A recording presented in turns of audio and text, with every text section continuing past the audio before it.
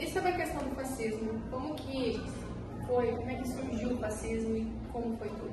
Antes de a gente falar do fascismo, a gente precisa lembrar do Holocausto. Mas para isso, a gente precisa entrar em detalhes sobre o que é o Holocausto. Aventureiros, sejam todos muito bem-vindos ao Aventuras em Série. Esse é o nosso segundo podcast da Casa da Grifinória e hoje estaremos falando um pouco mais sobre o Holocausto e o fascismo. Eu sou a Nicole, Eu sou a Stephanie. e essas são as nossas convidadas especiais de hoje. Eu sou a Gabriele, da cultura Da eletiva Cultura, Som e Saberes. Eu sou a Mariana, também da eletiva Cultura, Som e Saberes, da professora auxiliadora. Foi o Holocausto. Bom, o Holocausto foi uma combinação de fatores preconceituosos que surgiu por Adolf Hitler em plena Segunda Guerra Mundial. Tudo isso aconteceu por causa dos princípios alemães da época, que consideravam que apenas os arianos eram puros. Então, com isso, o Holocausto foi caracterizado por uma série de eventos terríveis que foram marcados pelo preconceito e a intolerância religiosa. Como foi a queda da Itália fascista? Bom, quando invadiram a Itália fascista, Mussolini foi preso, só que depois de um tempo ele foi solto pelos alemães, porque naquela época a Itália e a Alemanha tinham uma certa aliança, né? Que eles eram, como diz, cúmplices um do outro. Então, se um participasse da guerra, automaticamente o outro também declarava guerra contra o país que a Alemanha estava guerreando, por exemplo. Ele foi reinstaurado como governante da Itália em setembro de 1943. No entanto, como a República Satélite da Alemanha nazista, em abril de 1945, Mussolini foi capturado novamente enquanto fugia da Itália, por guerrilheiros italianos que lutaram pela luta do fascismo. Ou seja, né, tinha italianos querendo que acabasse o fascismo, só que porque na época, como ele tinha sido preso, automaticamente ele foi retirado daquele cargo que ele estava, né? Porque automaticamente uma pessoa que foi presa não pode exercer mais aquilo que estava fazendo. Então, quando ele tentou fugir, ele foi capturado novamente, ele foi executado. Como eu disse, ele e a esposa dele, os dois foram executados quando fugiam da Itália. Eles basicamente tiveram a cabeça chupada e ela ficou vários dias em exposição na praça pública da cidade de Milão. E assim então, depois da morte dele, de Mussolini, e da morte de Hitler, assim quando a Itália fascista caiu e a Alemanha nazista caiu, assim então se encerrou a Segunda Guerra Mundial. E o Japão, ele ainda estava na guerra?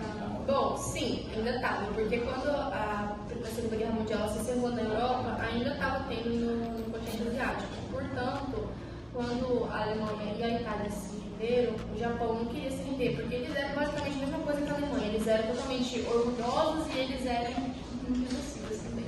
Queriam mandar no mundo também, já que eles, antes um pouco, eles tinham guerreado, eles tinham tomado a China como território, a Coreia como território, porque eles também não concordavam em existir chineses e coreanos. Eles achavam que os japoneses eram a única raça que tinha que existir. Pronto, aqui é tudo a mesma coisa. Acho que nós estamos do pai. Meu Deus. Brincadeira da parte. Mas eles não queriam se render e na época todo mundo já estava se rendendo, já estava, como eu disse, exalando a paz novamente, né?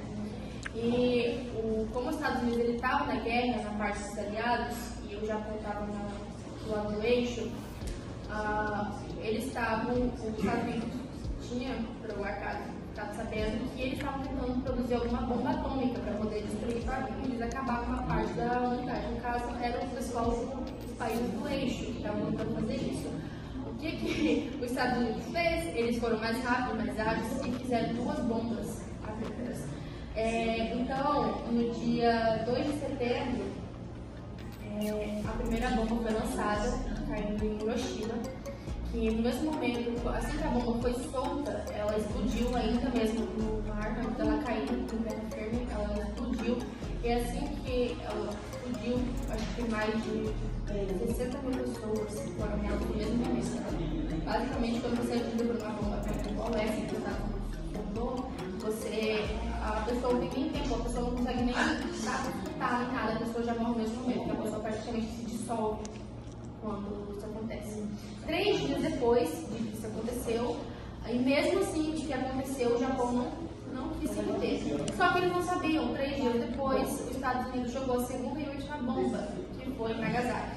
Nagasaki Nagasaki foi uma perdição total na cidade. Assim que a bomba caiu, porque a bomba que caiu em Nagasaki foi muito mais poderosa, muito mais forte do que em Hiroshima.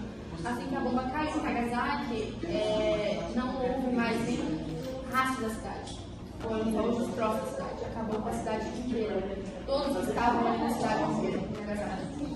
E foi depois disso que finalmente o Japão vendo o grande, como é que eu posso dizer, o estrago que tinha acontecido, como iam demorar para conseguir estruturar o país, refazer as economias do país, porque eles iam gastar milhões e milhões e milhões ali, porque eram cidades muito grandes, com mais de 1 milhão de habitantes de cidades, podemos dizer.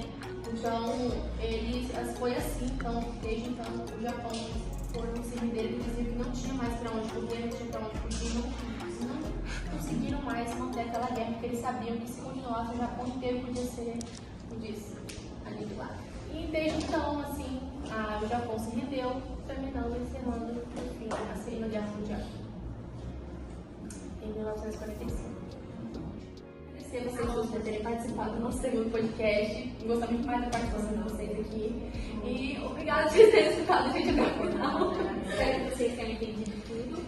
E o pessoal de casa, fiquem ligados que o próximo episódio vai ser da Corvinal. E eles vão trazer vários assuntos Importantes, complexos.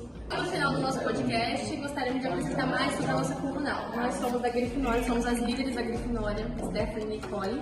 Nós somos da Casa do Leão, da Casa Vermelha, que representa o fogo no meio da natureza. Nossa iniciativa é basicamente inspirada nas casas de Hogwarts, Harry Potter, e nós ficamos com, que cada um tem a sua própria característica que dedicou para casa. Eu e Nicole, como fomos eleitas, podemos dizer, as líderes da casa, a gente fizemos todo o roteiro do podcast e nós explicamos tudo sobre como é que funciona aqui.